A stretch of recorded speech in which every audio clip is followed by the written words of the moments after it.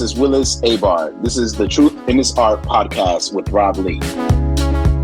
Hey, welcome to the Truth in This Art. I am your host, Rob Lee. And my next guest is a digital creator, founder, and principal at Luck and Hustle PR, a DC-based public relations and social media company proudly serving the beverage and hospitality community as well as nonprofits. Please welcome Alyssa Bonk. Welcome to the podcast. Thank you for having me. Thank you for coming on. It's one of those, like, as I spend a little bit more time connecting with folks in DC, your name has been coming up, your pictures have been coming up, seeing great things that are happening. So I thought I'd reach out, and we're here now. What specific friends do we have in common? We'll discuss off mic. It's people who are in the scene. You know, it's just I'm still trying to get out there, and you know how it goes when people have, like, that's my social media name. It's like, you know them probably more personally. Gotcha. So thank you again for joining the podcast. And before we get too deep, too embedded in the conversation, I want to start off with, like, asking you about, like, you know, what was it like growing up? What's the Alyssa story, and ultimately what led you to the career that you're in now? That is such a complicated question sometimes because I was born in South Korea and I was adopted when I was 3 months old. So I grew up in Delaware on a 15-acre horse farm, training dressage horses my entire life. So my parents are Polish and Italian. And maybe it's because I was adopted that I always gravitated towards international affairs and different languages and different cultures. So I really wanted to go into international affairs. I really wanted to be Secretary of State. And so that led me to George Washington University for college. I went to their Elliott School for International Affairs. Mm-hmm. I worked in politics. I worked in political fundraising for a long time. And then I also started out right after college. I was doing political fundraising, but also doing international political development for the International Republican Institute. So within that organization, they do a lot of training in developing countries with these marginalized people who they need training on forming political parties, leadership skills, communication skills, and every movement in every country has a different need. So we were working in countries like Cambodia, on the border of Burma, and then also we were working with Bangladesh. We even had there was a covert kind of program for North Korea. It wasn't publicized, but sure. Those types of things. So I gained a lot of communication skills from that. And then also being a young 20-year-old in Washington, D.C., I was going out a lot, as to put it nicely. So I liked to bar hop and have fun. So I also was working at Old Epic Grill at the time, which is a DC staple. It's very popular in the hospitality industry and among everybody who goes there, really. So I always worked in politics and hospitality at the same time. Sure. Whether it was political fundraising, international affairs, and either serving, bartending, managing, hosting. So at some point, you know, some people can only work 7 days a week, 100-hour weeks, partying every single night for so long. So I made the decision to just stick to one career, doing one thing. And I just decided that I really enjoy the hospitality industry. I feel like I could not sit at a desk staring at a spreadsheet, writing proposals one more day. The work was good work, but the way in which I was doing it, I was not happy. And most of the people who were promoted, they either went to grad school or they worked on the Hill. And I interned on the Hill when I was in college. I hated it. I loved political fundraising. I loved the event side, but I hated cold calling. So I just didn't see myself going and working a campaign. That just like was not for me. Yeah. So I said, I'm going to go get applicable experience in the private sector, and the many ways in which the hospitality industry gives back to their community really inspires me. So I just decided to transfer my skills from politics to hospitality. Thank you.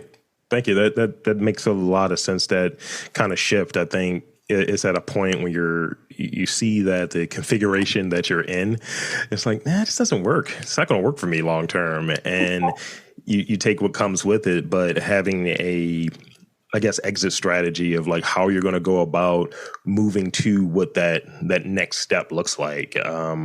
I was doing the marketing work and chasing those dreams, and it's like, if you really want to, it wasn't like a glass ceiling or anything. It was just like, I don't really want to go to that next level. I don't think this really works for me. And it's this thing where it's like, you might work, this many hours, you might get 3 hours of sleep, and you might do this. It's like, this is unappealing.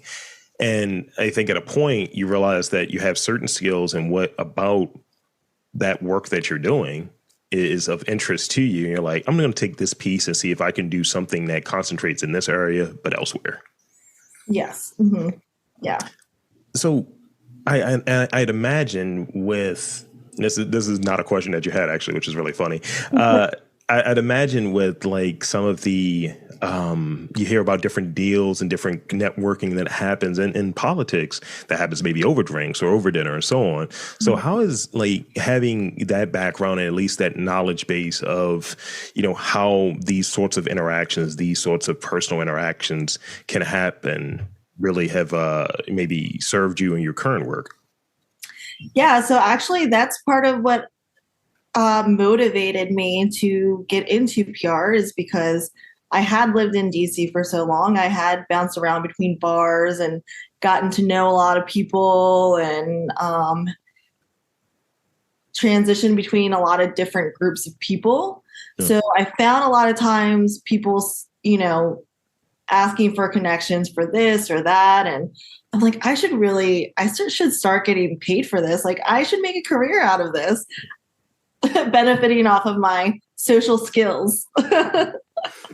I love it. So without burying too much more of the lead, let's talk about Luck and Hustle PR a little bit. Can you tell us about the mission and ultimately what is it about you and your background that's embedded in that mission, and how the small but mighty organization is structured?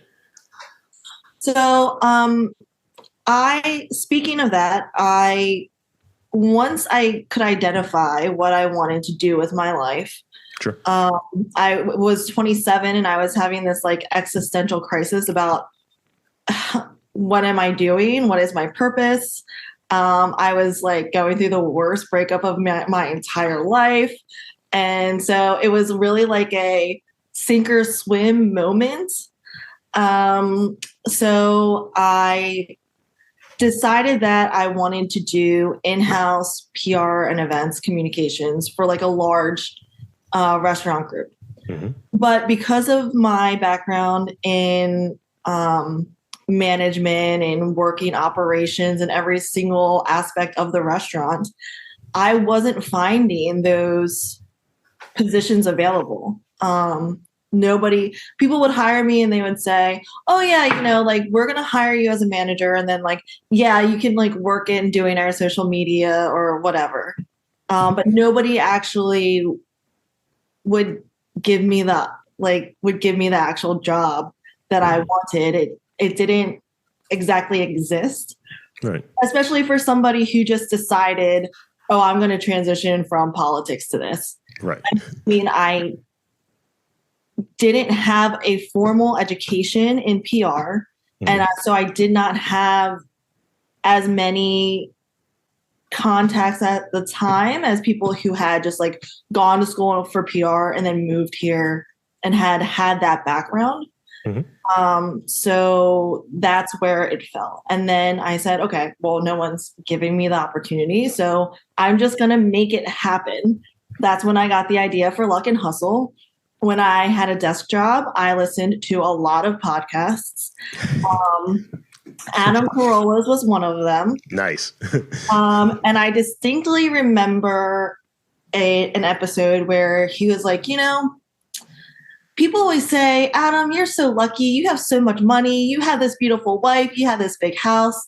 And he is like, maybe having the wife, I got lucky there. But the house and the money and all, he said that was hustle. That was hard work. So I was like, yeah, it's luck and hustle. Like you have to. I've known so many people in my life who are like, I can do that. I can do that. It's like, prove it. Prove it. I like it. And they just sit on their butts and play video games or whatever they do. And they never do it because they know that they have the potential to do it. Versus somebody who maybe you can kind of use the Tom Brady analogy. I'm a big sports fan, so I do a lot of sports analogies. I'm here for it. Say that, Tom Brady was not necessarily naturally gifted or born to be the Tom Brady that we know today, but he just had the hustle in him to be the very best quarterback that he could possibly be. He has the drive. And you're born with the hustle or you're not. Maybe that's your luck, is that thank God you're given this extra motivation in life that other people don't. It's one of those things where I've heard it a lot, where I can teach someone how to, like, let's say do audio engineering or so on. I can teach someone how maybe to host something, different skills, questions, all of that different stuff, but you can't teach passion. You can't teach that desire for someone to really go and dive into it. And when you're into whatever your thing is, you get a little crazy about it. It's just like, I am obsessed about this. I'm going to be driving after this. And it is a hustle there. You're always working on the thing because you're driving towards a particular goal. At least that's the way I kind of look at it. Yeah, definitely. So, but I've heard a lot of different definitions of PR, and not all public relations are created equal. And it covers it covers such a wide range of activities. So how would you sum up like your approach to it for those who know nothing about public relations? There's like, oh, someone had a release, an official release, a press release, or someone just put something out there. I know nothing about it. So tell us about that. So for me, public relations is building and cultivating interpersonal relationships with press and media. It can also be business to business. Within that aspect is social media. But there are, as you said, so many definitions of public relations now. But there's public relations and then there's marketing. And so public relations to me is very much interpersonal relationships. It's about capitalizing on those relationships. So it's a hustle. It's going out, it's working the streets, it's being present, building the relationships with writers, now influencers, things like that, being involved in your community that you're not going to get from marketing. Digital marketing, just, the emails, which is one of the most effective ways to market. Marketing, advertising with like commercials. With Leading DC, we offer in-house marketing. All of your in-house advertising. So like the printouts, the flyers, the posters, things like that. That's also important because when guests come into an establishment, it's great to have placement. So you're going to need marketing within some of the structures that public relations gets you. So it's all interrelated. But yes, public relations to me is very much interpersonal relationships. It's more, I know I've already said this a million times, but it's more personal than just like a flyer or a commercial. Like I tell people when it comes to social media, don't put flyers or graphics necessarily. Don't use those as your static posts in Instagram because those get such little engagement. With social media, you're changing hearts and minds. Social media is an extension of your brand. So if I'm a bar, I'm going to make my social media an extension of the feeling of the environment that you feel when you come into that bar. That's why branding is so important. Yeah. So does that kind of? No, it does. It does. I think you've helped out several people that are going to be listening to this. It's like, yeah, instead of having any static pictures of here's your logo. Okay, next post. I do that, so I need to clean that up. Thank you for the tip. If you will, why is it important for companies, for brands to actually, because it sounds like it's diversifying. It sounds like it's strategy around it. Why is it important for companies and brands to have like a use for and a presence within public relations, like having someone that's kind of managing it, having a team that's managing that? Why is that important? Yeah, so I always tell people, first and foremost, we'll use my specific situation as an example.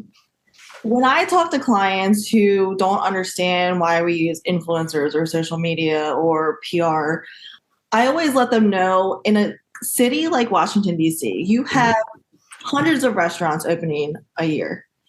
You can be the best place to ever have the best food, best service, best atmosphere, but nobody's going to care unless you put yourself out there. Yeah. So at the very least, you need social media, at the least. But you also need public relations because you're going to start reading articles and you're going to see people getting written about that you think that you may deserve the credit. So to just exist, that's where like the luck and hustle also kind of comes in. Yeah. You cannot just rely on the fact that you're talented, unfortunately. Not when there are other businesses that are paying companies to amplify their voices. Yeah.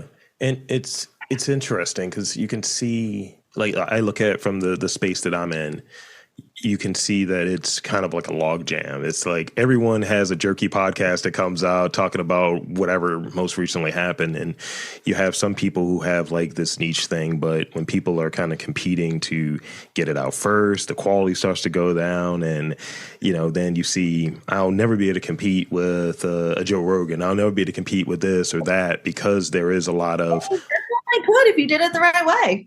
This is true. But there is this extra oomph behind it with some of these non-independent ones. And I think people don't really develop a strategy or what have you, let alone having someone to kind of handle like the public relations affairs and do some of that hustling for them and do some of that work that you're very equipped at doing.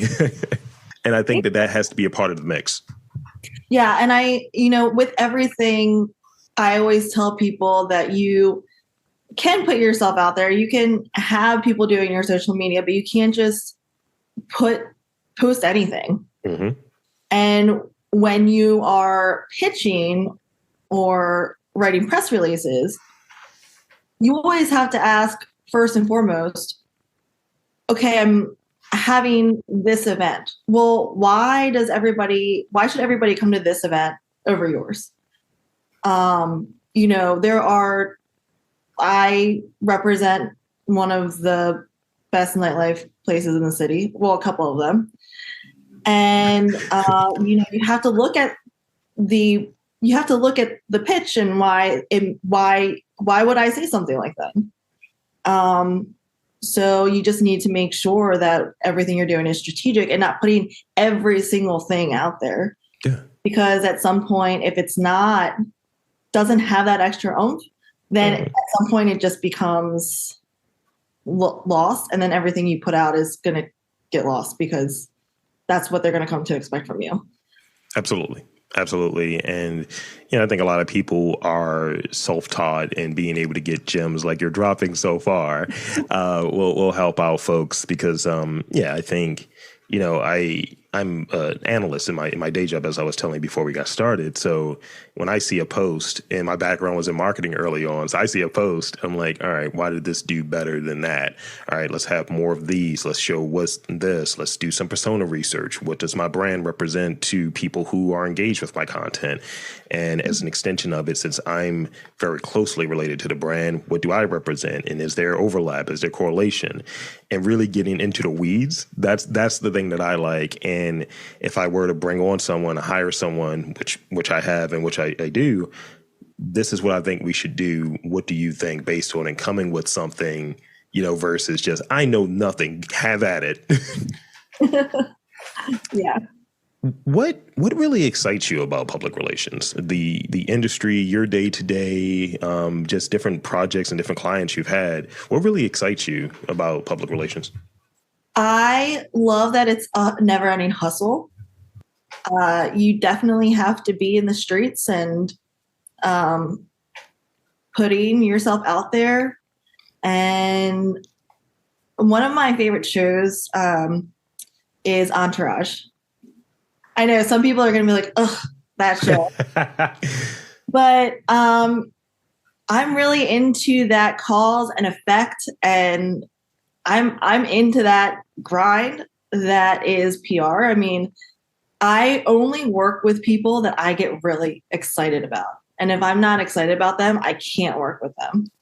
So, so to be working with the best food and beverage programs, I mean, growing up on a 15-acre horse farm, I think I cannot believe this is my life sometimes. I get to work with some of the most talented people in their field.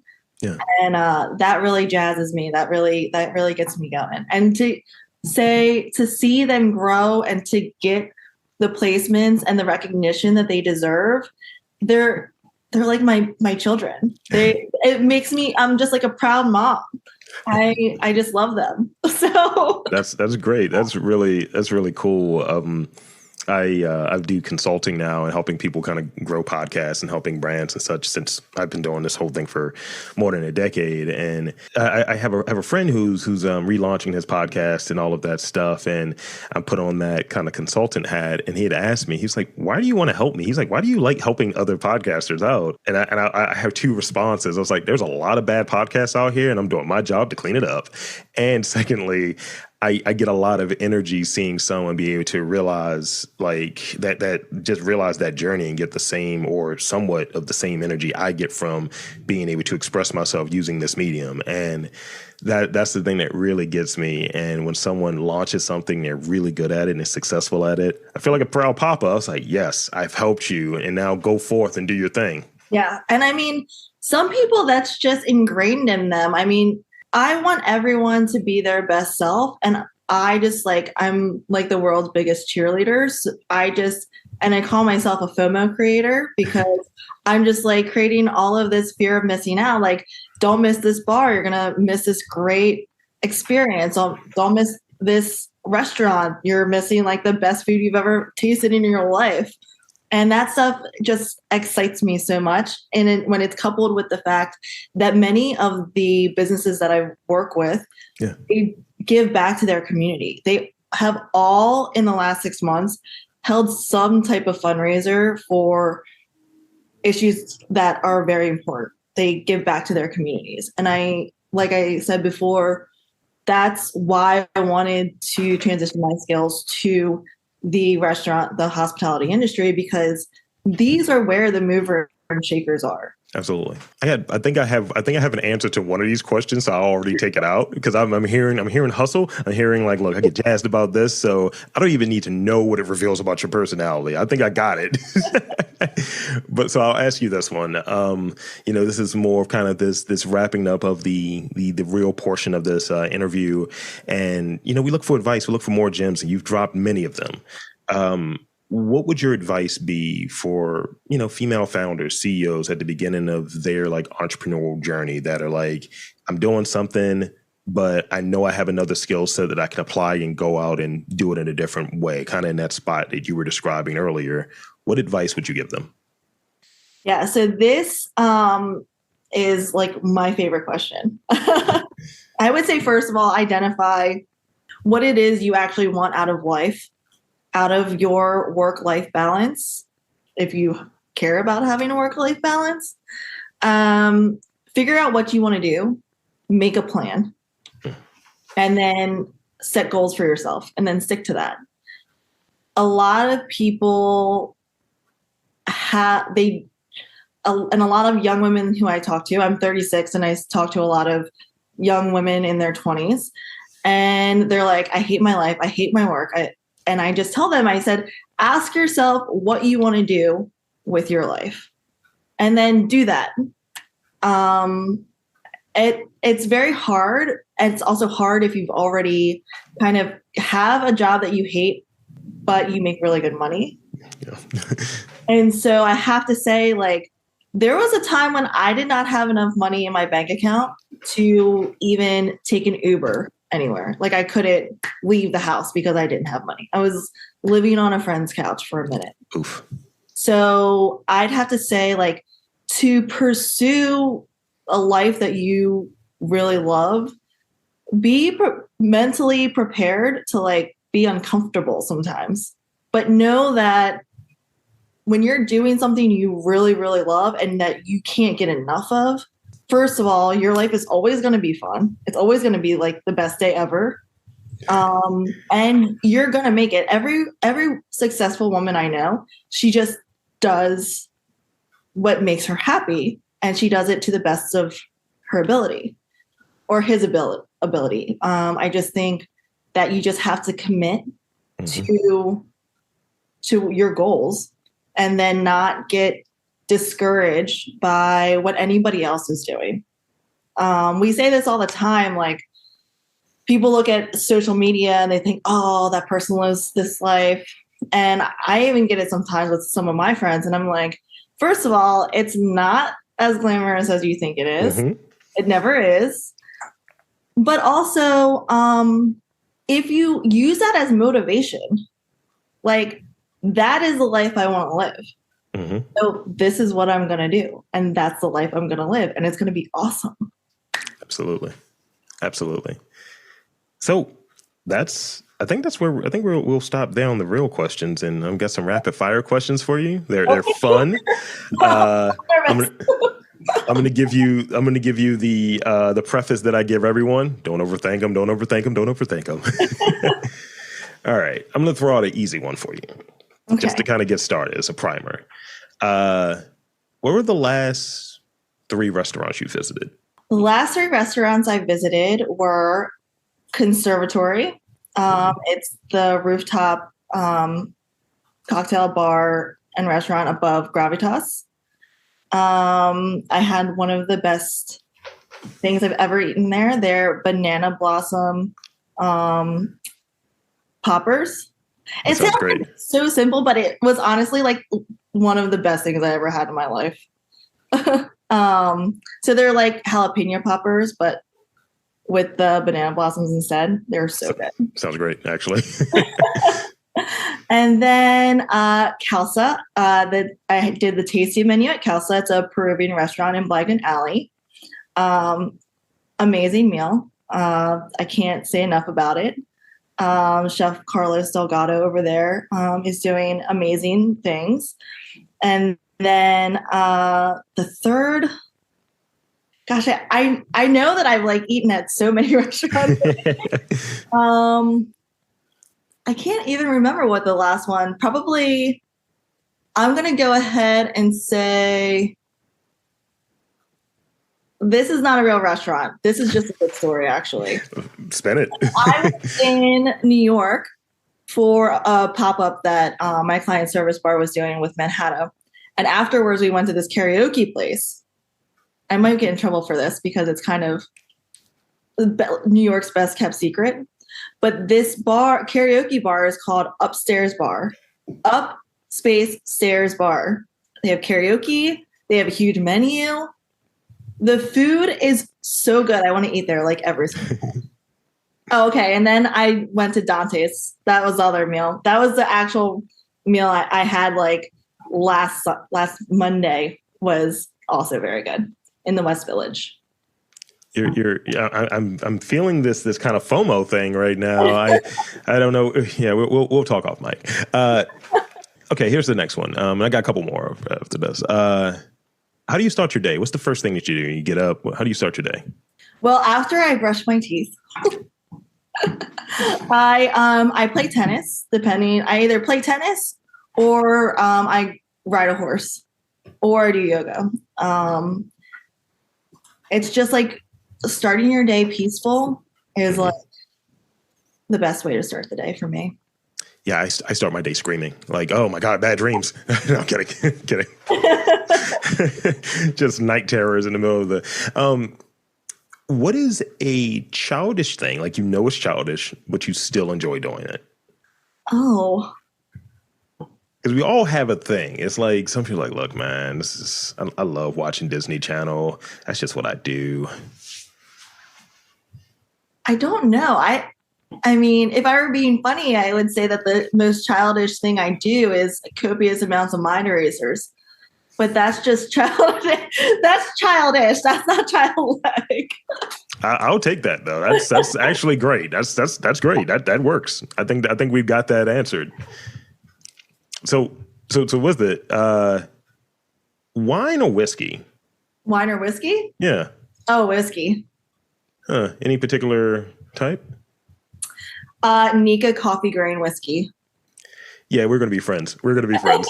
Yes, it's my favorite. It's my go-to. If I'm treating myself, that's what I'm drinking. People come over my house. They say, "Oh, Rob's got that Japanese whiskey again." It's like, yep. I do. Don't touch it. It's mine. My favorite. So this is the last one I got for you. And we are what we're into. Regardless, for better or for worse, we are what we are into.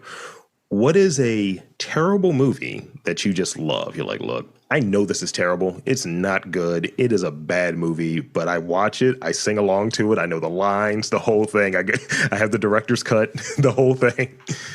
Bad movie. God, there are so many. I like so many bad movies, actually. I like all of them. I don't know. Is 40-Year-Old Virgin a bad movie? 40-Year-Old Virgin, The Other Woman with Cameron Diaz and Leslie Mann. And I know that one. That one I really like a lot. Yeah. 40-Year-Old Virgin is very quotable though. That's a very quotable movie. It still makes me like slap my knee laugh. That's the point. I mean, I'm a person that's really into movies, so I always like to get an idea of what someone deems as a bad movie and what someone's like, this is my favorite. I think too often we're attached to what our favorites are, but it's like, what's a bad movie for you? That's a bad movie. It's like Catwoman is a bad movie to me. Daredevil's a bad movie. Yeah. Saw both of those on birthdays and in a relationship I was in, and I was just doing good boyfriend stuff. And I was like, why did I go to see these? Yeah, now that I think about it, I guess I would say like Made in Manhattan or like. That's a good one. Any one of, J-Lo, that's my girl. That's like my idol. So I hate saying that like her movies are bad, but they're not bad. They're just, middle of the road chick flicks. Like, and then it has the punish name too. Like Made in Manhattan, and then the other one and The Wedding Planner. The Wedding Planner is. Are you standing for Monster-in-Law? If it's a rom-com, I'm there. I like it. Okay. That is fair. That is fair. And I think that's where we'll wrap.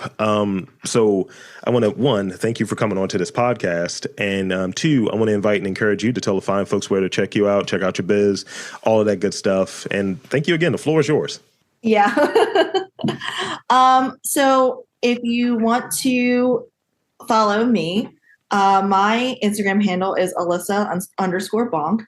And my company's name is Luck and Hustle PR. So we are also on on Instagram, as well as Leading DC.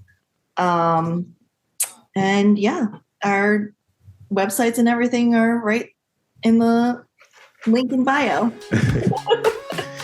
So again, I want to thank Alyssa Bonk for coming on to the podcast. And I'm Rob Lee, saying that there's public relations in and around where you are. You just got to look for them.